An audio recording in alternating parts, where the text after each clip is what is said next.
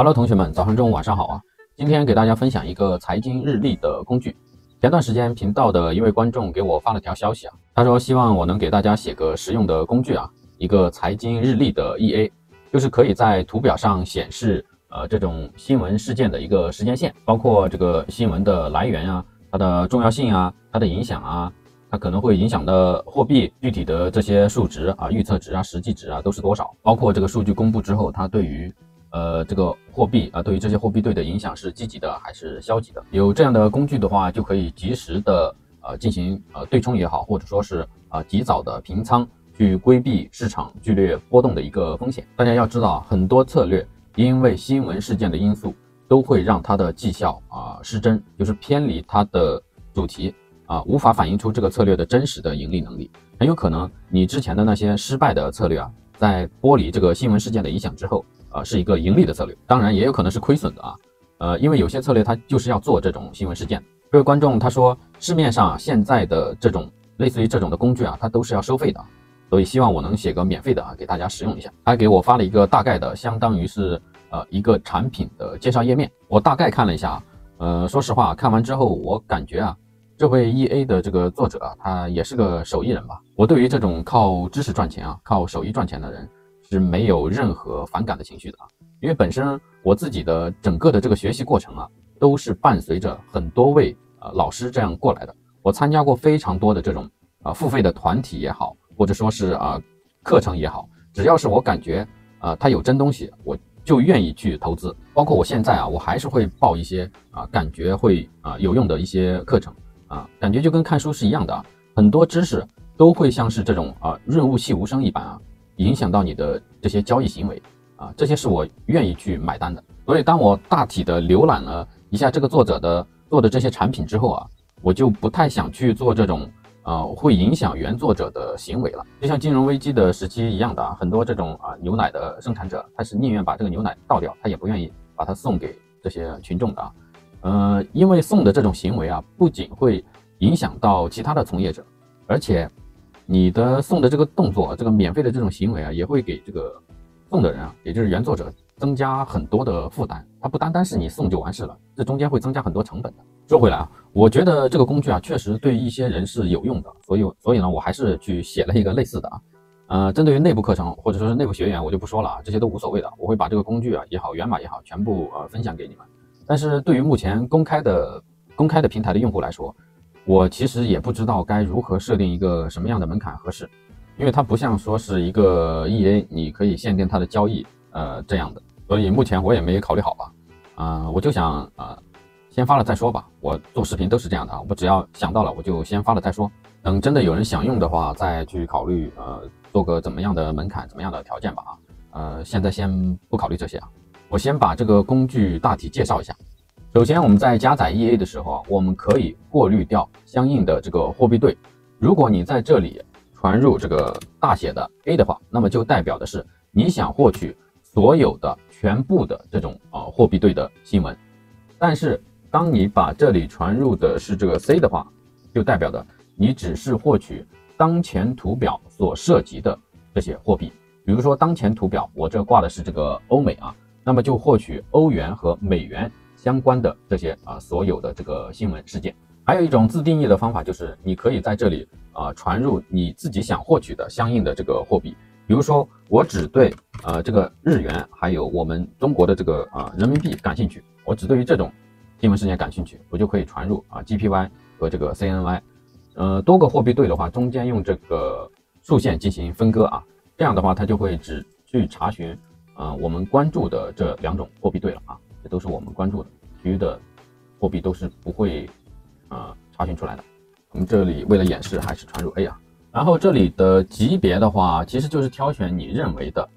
重要性比较高的新闻事件。比如说你可以把这里的这个重要性没有设置的设定为这个 false， 包括低级重要性的都设定为 false， 只关注这个中级重要性和高级重要性的新闻事件。通常来说高级重要性的新闻事件对于货币的影响会更加明显，你也可以只关注这个高级的就可以。我们这里为了显示还是多选择一些。低级的包括这个没有设定的基本上都是一些可以说是一些杂讯不太需要关注的。啊，我个人的看法啊。最后这里的面板设置的话，就是首先是你想要获取多少天的新闻，你可以是1天的，也可以是这个180天的60天的或者200天的都可以啊，只要你这些新闻它确实是要公布的啊，都可以。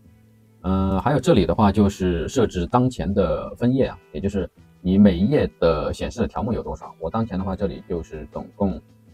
是这个25条啊，对于我目前这个屏幕来说显示来说还是比较合适的。30条其实也是合适的啊，30条吧。还有最后一个参数的话，就是我们这个面板的刷新频率啊，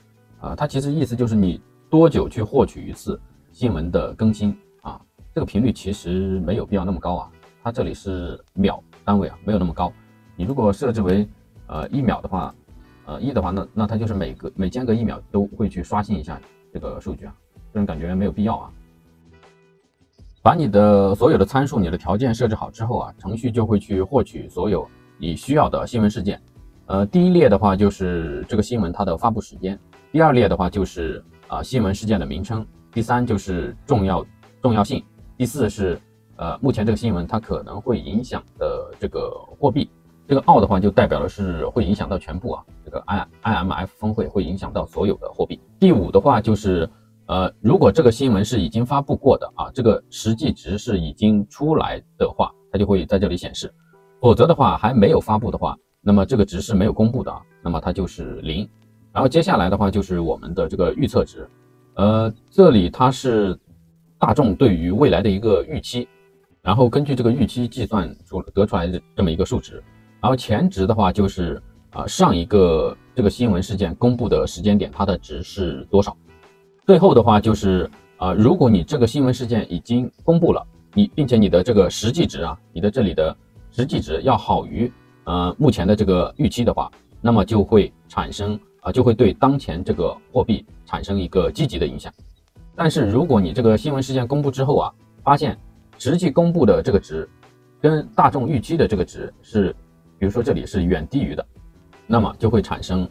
对于当前这个货币对产生一个消极的影响。当然具体的使用的话，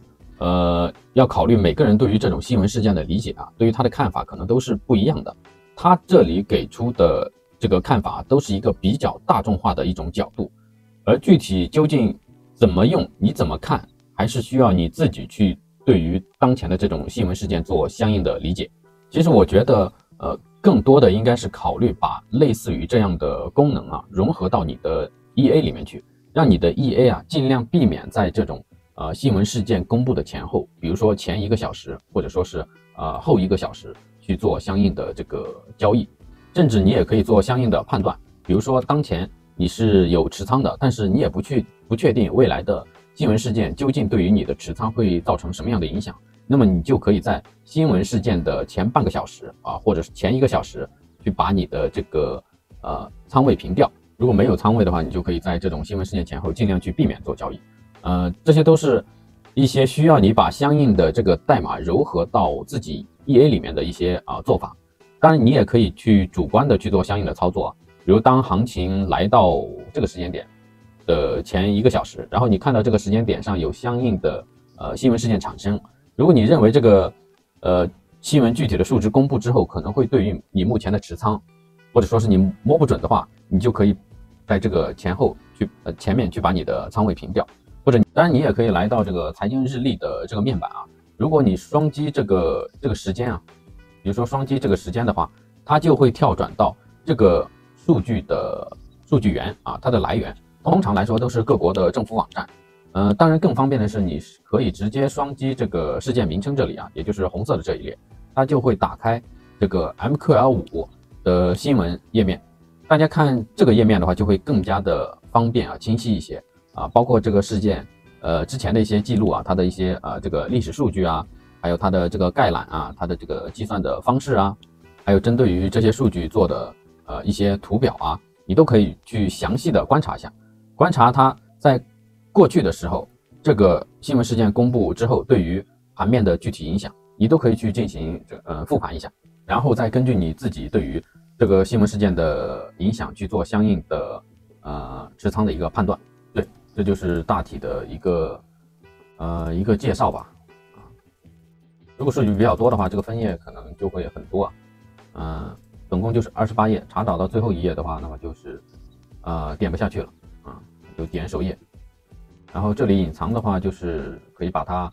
面板隐藏起来，就不会影响到我们观察这个盘面了。这些红色的竖线的话，都代表的是这个新闻事件的一个时间节点。比如说这里的话，就是3个月的就业变化 GDP 的值，然后这里的话就是 ZEW 经济景气指标啊，大家可以自己去详细的看一下。然后如果想显示面板的话，就点击左上角 EA 名称下面的这个显示按钮，它就会显示出来了。哦，对了，还有一点我要说的就是，大家在加载这个 EA 的时候啊，它跟我们平时的 EA 有一点不同的是，它会打开这个第3个 table 页面，就是这个依存关系啊，它会有一个提示说是存在潜在的危险，只为受信任的应用程序启动。那么你就需要把这个允许 DLL 导入把它勾选上，因为只有你勾选上之后，程序才能打开这些URL 地址。其实这个 DLL 里面是没有什么东西的，它就是调用了一下这个 Windows 的 API， 就是这个 shell execute W 这个方法。实际上这个 MT5 它不开通这些方法呢，它可能是出于安全的考虑但是我们自己要使用的话，就只能是采用这种 DLL 去使用 Windows API 的方式去实现某些功能。大家一定要注意如果你不了解这个工具，你不知道这个工具的具体的详情的话也就是你不信任这个工具的话，尽量就不要去开通这个 DLL 导入的这个功能，因为它确实可能会有一些安全性的风险。比如说个别不怀好意的人，他可能在他的代码里面加入了一些比较敏感的操作，包括有些 EA 它之所以绩效那么好，就是因为它可能会调用这个 DLL 的读取历史数据读取未来数据的这种功能。总之就是确实会有一些安全性的风险我这个工具里面是没有的我之所以使用 DLL 纯粹就是为了获取这个URL 地址就这么个功能。好，那这就是这个工具的全部内容了也没有什么其他要说的了。那我们就下个视频再见吧，拜拜。